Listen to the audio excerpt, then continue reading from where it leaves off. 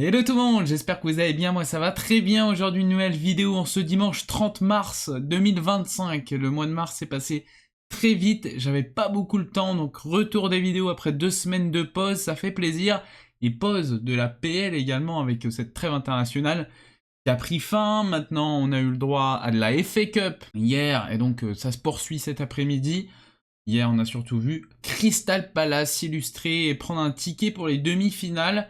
Donc j'ai profité de la situation pour faire justement cette vidéo sur Crystal Palace. Il faut quand même se dire que la situation s'améliore pour Palace et les Eagles. Car depuis quelques semaines, tout se déroule à merveille. 12e de Première League, 39 points, à 3 points de la 10e place, à 4 points de la 8e place. Clairement, les hommes d'Oliver Glasner peuvent rêver en cette fin de saison de réussir à grappiller quelques places. Mais avant, n'hésitez pas à vous abonner à cette chaîne YouTube parce que malgré ma pause, j'ai vu que vous continuez à vous abonner. Donc ça, je vous en remercie. N'hésitez pas à liker cette vidéo, à partager cette vidéo à vos amis fans de foot et de football anglais. N'hésitez pas également à me dire dans les commentaires votre avis sur les joueurs de Crystal Palace. Est-ce que pour vous, Palace va réussir à garder ses joueurs cet été, car je pense qu'il va y avoir quelques départs, mais j'aimerais bien avoir votre avis dans les commentaires. Bien évidemment, on va essayer de reposer un petit peu le cadre des dernières semaines du côté de Crystal Palace. Car je vous ai dit, Crystal Palace fait de belles choses depuis quelques semaines, mais concrètement, c'est quoi? C'est quoi ces belles choses que font depuis quelques semaines les Eagles? Eh bien, c'est très simple. On est sur une période dorée pour les Eagles, car on est à 12 matchs sans défaite sur les 13 dernières rencontres, donc clairement, c'est plus que positif. On a notamment 6 victoires de suite pour les hommes de Glasner. Donc pour Crystal Palace, là, c'est limite du sur-régime. Hein. Donc c'est très beau de voir ce que font les hommes de Glasner et surtout que on aurait pu se dire que cette saison allait être compliquée car vous avez eu des blessures de Eze à un moment donné, vous avez eu forcément ce violent contact que s'était pris Mateta lors du dernier tour de FA Cup. Il a fait son retour sur les pelouses anglaises hier notamment, et ce violent coup, il a mis un petit coup d'arrêt forcément à l'attaque de cette équipe de Palace, mais des hommes ont pris le relais, donc Eze a pris le relais, mais c'est surtout Ismail Assar qui a remplacé Michael Olise parti cet été. On aurait pu se dire justement que ça va être compliqué à trouver un remplaçant, mais Ismail Assar fait vraiment le taf, car pour le moment, Ismail Assar, c'est 7 buts, donc ça fonctionne bien, ça fait également des passes D, donc ça c'est top. On a Mateta, le roi de l'attaque de Palace, avec ses 12 buts. Forcément, en ce moment, Mateta est quand même sur une période très positive de sa carrière. Il est dans le prime de sa carrière actuellement. Il a fait une très bonne saison l'année dernière. Il a fait de très bons Jeux Olympiques à Paris. Et il continue sur cette rampe de lancement qui peut peut-être l'amener dans un plus gros club. C'est pour ça que je pense qu'il va falloir suivre sa situation cet été. Pareil pour Eze, au bout d'un moment, ça plafonne malgré tout Eze. Est-ce que c'est pas le moment d'aller tenter un autre challenge? En tout cas, je suis content de voir que Ismail Assar est de retour dans un cran un petit peu plus élevé, parce que je trouvais qu'à Watford, ça commençait un petit peu à bloquer. Et dans cette équipe quand même de Crystal Palace, il y a un art que les hommes maîtrisent mieux que les autres, c'est les coups de pied arrêtés. Ça se passe très bien au niveau des coups de pied arrêtés. Crystal Palace fait partie des meilleures équipes aux coups de pied arrêtés de Première Ligue. Clairement, on est à un peu plus d'une dizaine de buts inscrits cette saison sur coups de pied arrêtés. Donc forcément, on cite souvent Arsenal. Forcément, la technique Nicolas Jauvert forcément fonctionne très très bien pour les Gunners. On a du côté de Manchester City où ça fonctionne également très très bien, qui sont les deux meilleures équipes en termes de coups de pied arrêtés.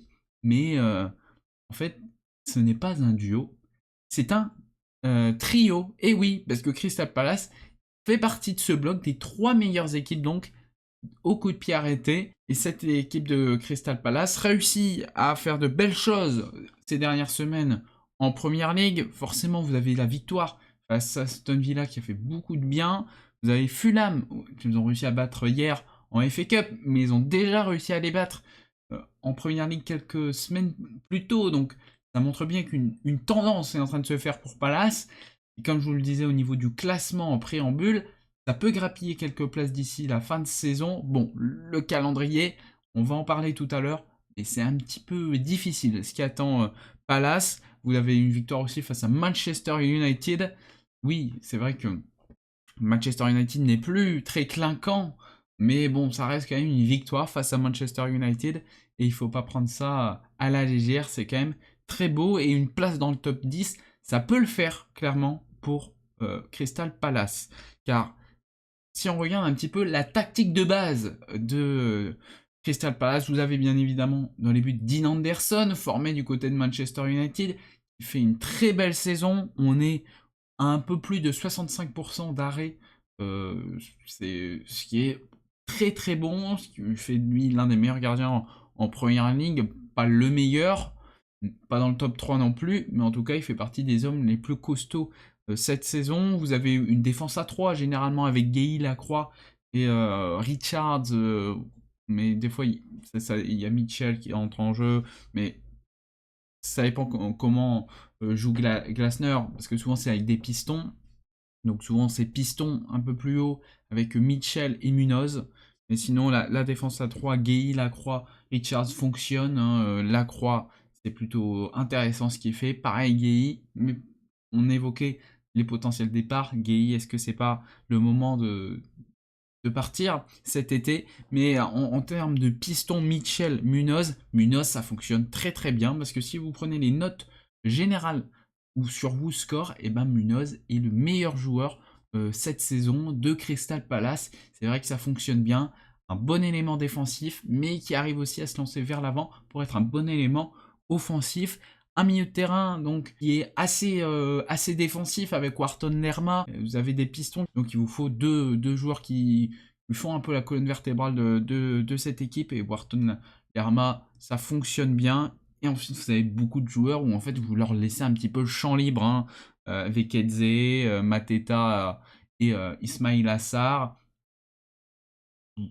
Eze, Sarr, voilà, essayent d'utiliser leur vitesse pour essayer ensuite de trouver une place et de centrer pour Mateta, ou de mettre en retrait pour Mateta, ou même essayer de marquer par leur propre talent, car ça fonctionne bien quand même cette équipe, parce qu'en termes de buts, vous êtes à 36 buts cette saison. Quand je vous ai dit 10 buts sur coup de pied arrêté, vous êtes à 36 buts sur coup de pied sur 36 buts à la normale. C'est quand même plutôt très très beau. En termes de buts concédés, vous êtes à 33.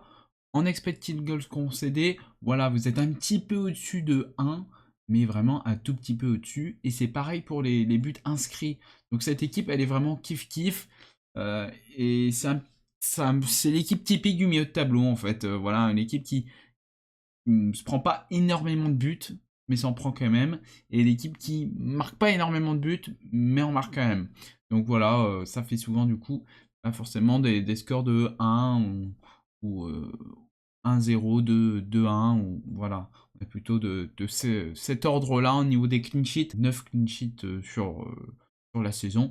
Et c'est quand même très beau, parce que pour une équipe du milieu de tableau, c'est même très très bien, 9 clean sheets quand même.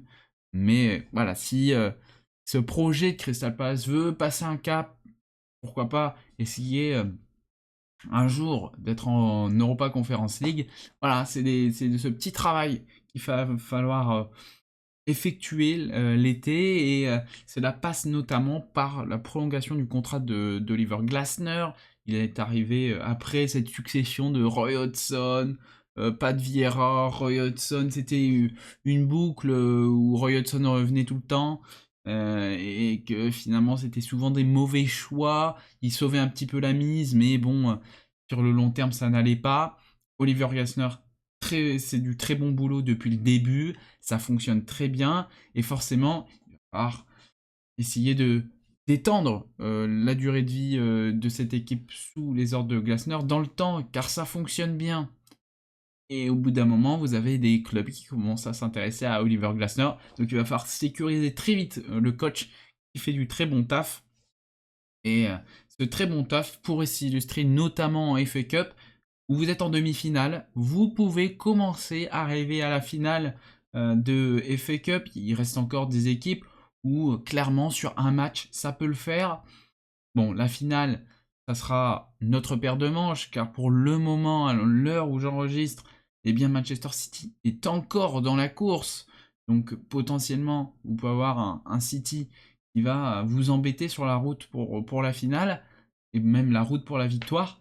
Mais clairement, sur un match, si l'équipe joue bien, ça peut le faire. Clairement, cette équipe de Crystal Palace, avec un petit trophée, ça serait magnifique. Ça, même pour nous, en tant que suiveurs du foot anglais, voir des titres qui vont à d'autres clubs que Man City, que Liverpool. Bon, ben, pour ceux qui ne sont pas supporters de ces clubs-là, forcément, ça rend heureux. Je pense que beaucoup de monde était content de voir Newcastle gagner contre Liverpool. Pour ceux qui ne sont pas pour Liverpool, bon, forcément, moi, j'étais dégoûté, mais je peux comprendre que ça a fait plaisir à certains pour récompenser un projet qui travaille bien. Voilà, il faut aussi avoir des trophées, car c'est comme ça que ça reste dans l'histoire.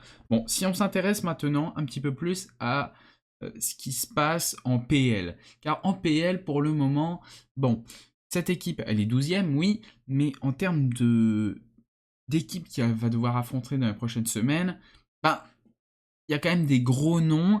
Et le souci qu'a actuellement Crystal Palace, c'est que bah oui, vous avez Mateta, vous avez Sarr qui marque pas mal de buts, mais à part ça, vous n'avez pas énormément de buteurs. Bon, vous avez Nketiah, mais Nketiah, entre les blessures et en même temps le fait qu'il ne soit pas bon, c'est assez difficile, il faut le dire. Eze, oui, il est bon dans les passes D, mais devant le but, c'est pas top, hein. C'est que 2 buts cette saison. Donc, ouais, c'est assez compliqué. Et là, pour le coup, il va falloir être clutch. Car, bon, oui, vous jouez Southampton, ça va. Vous jouez Brighton, ça va être un petit peu plus tendu. Mais ensuite, vous faites un enchaînement Man City, Newcastle, Bournemouth, Arsenal, Nottingham Forest, Tottenham. Waouh, l'enchaînement de la mort.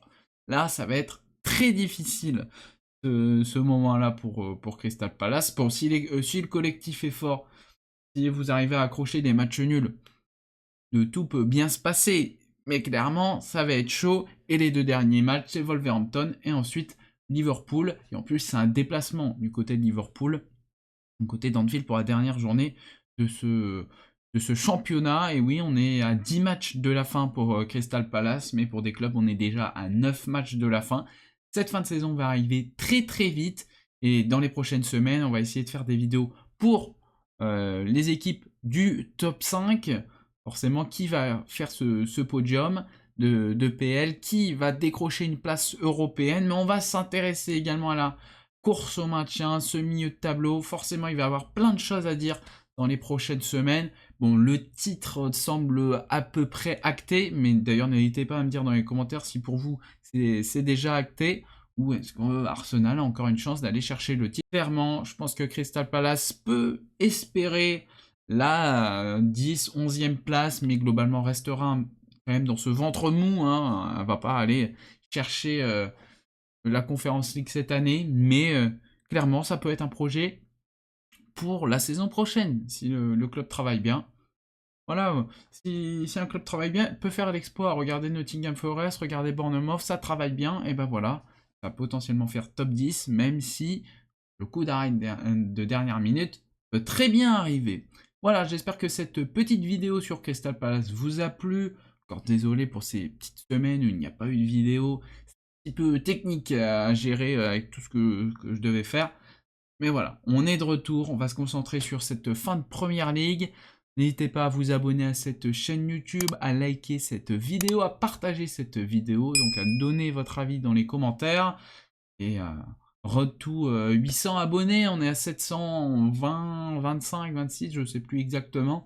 Mais voilà, je pense que les 800 d'ici la fin de la PL, je pense que ça peut être un objectif que je peux vous lancer, parce que je sais que vous allez réussir à l'atteindre. Et on se retrouve très vite pour une prochaine vidéo. Allez, goodbye tout le monde.